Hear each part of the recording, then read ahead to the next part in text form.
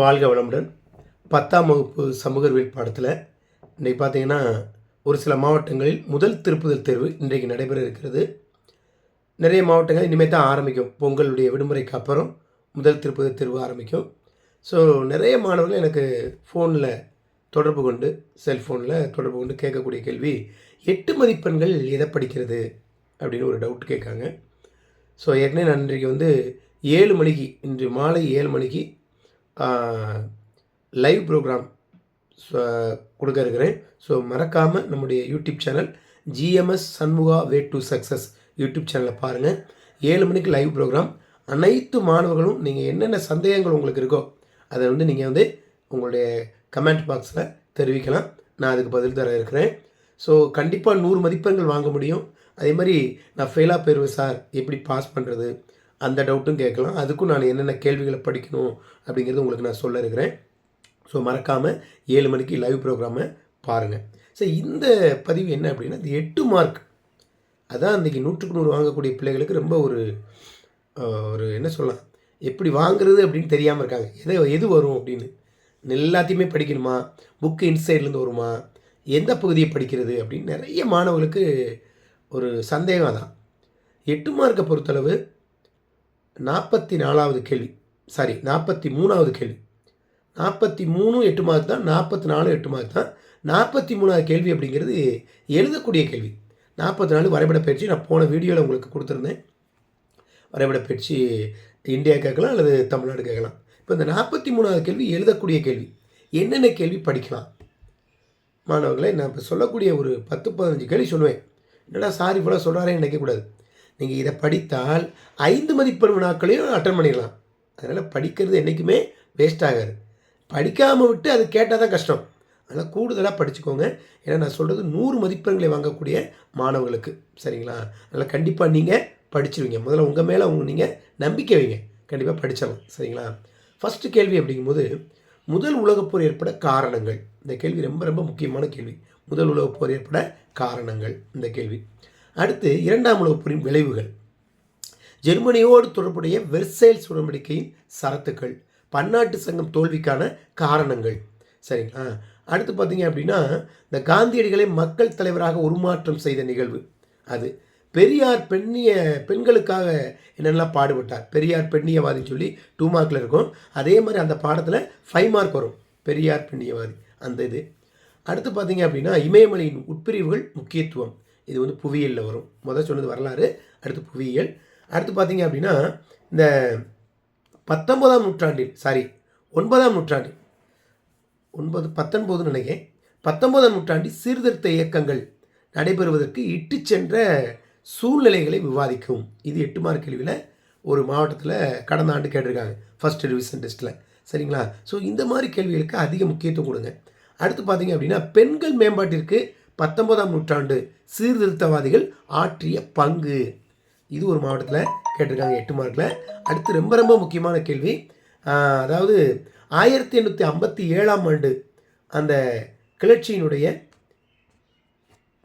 போக்கு அல்லது அந்த கிளர்ச்சியினுடைய காரணங்கள், 1857ஆம் ஆண்டு கிளர்ச்சிக்கான காரணங்கள் அடிக்கடி கேட்குறாங்க 8 மார்க்கில், சரிங்களா?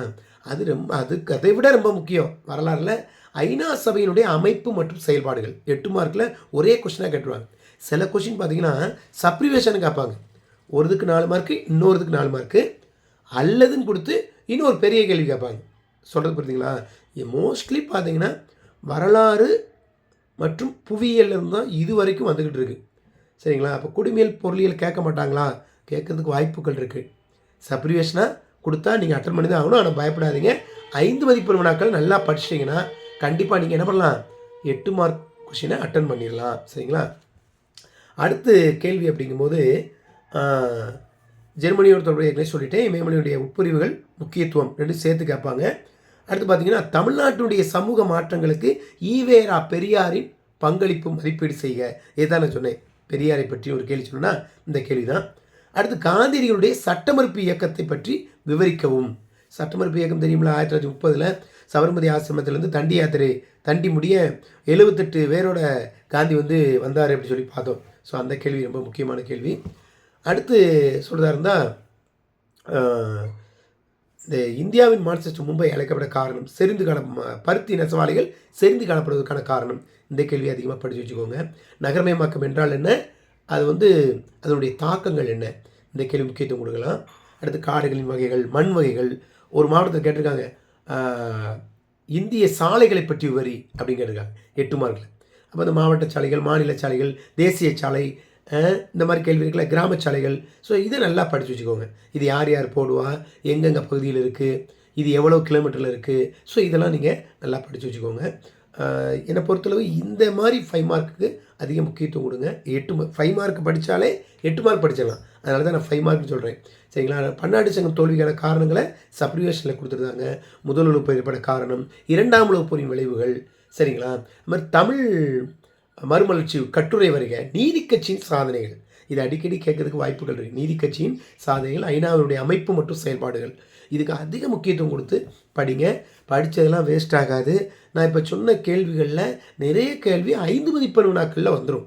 சரிங்களா? 5 மதிப்பெண் வினாக்கள் எது எது வரும்னு சொல்லி நான் ஒரு லிஸ்ட்டே கொடுத்துருக்கேன். தேவைப்படக்கூடிய மாணவர்கள் நீங்கள் என்னை காண்டாக்ட் பண்ணி கேளுங்க. சரிங்களா? என்னுடைய சேனலில் பாருங்கள், GMS Shanmuga way to success channel, YouTube channel.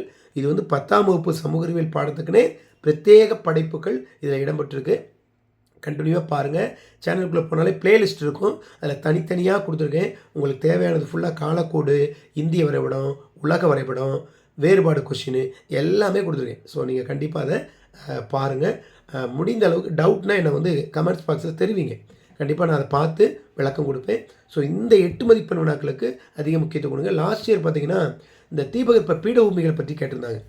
சரிங்களா? அந்த தீபகற்ப பீடபூமிகள் பற்றி, இந்த தக்கான பீடபூமி இதெல்லாம் வச்சு கூட மாணவிகள் எழுதியிருந்தாங்க. மார்க் கொடுத்துருக்கோம். ஸோ அந்த மாதிரி கேள்விகள் கூட இடம் பெறலாம். கங்கை ஆற்றின் வடிநிலம் இதெல்லாம் 5 மார்க்கில் அடிக்கடி கேட்கக்கூடியது. சரிங்களா? அது மாதிரி நிறைய சொல்லலாம். ஸோ 8 மதிப்பெண் வினாக்களுக்கு நான் திரும்ப திரும்ப சொன்ன இந்த கேள்விகளுக்கு அதிக முக்கியத்துவம் கொடுங்க. அது மாதிரி 1906 வேலூர் புரட்சியின் கூறுகள். ஸோ அதுக்கு அதிக முக்கியத்துவம் கொடுங்க. 5 மார்க்கில் கூட இடம்பெறுவதற்கான வாய்ப்புகள் இருக்குது. அது மாதிரி வேலு நாச்சியார் பற்றி. சரிங்களா? 1857ஆம் ஆண்டு அந்த வருஷ மாபெரும் கிளர்ச்சியினுடைய விளைவுகள் இருக்குது, தோல்விக்கான காரணங்கள் கொஷின் இருக்குது. ஸோ அந்த கொஷினில் கரெக்டாக பார்த்து படிங்க.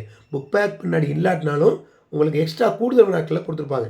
அதை நீங்கள் பார்த்து உங்களுடைய ஆசிரியர்கிட்ட கேட்டு படிச்சிங்கன்னா நீங்களும் 8 மார்க் கேள்வியை முழுமையாக அட்டன் பண்ணி 100க்கு 100 மதிப்பெண்களை வாங்கலாம். சரிங்களா?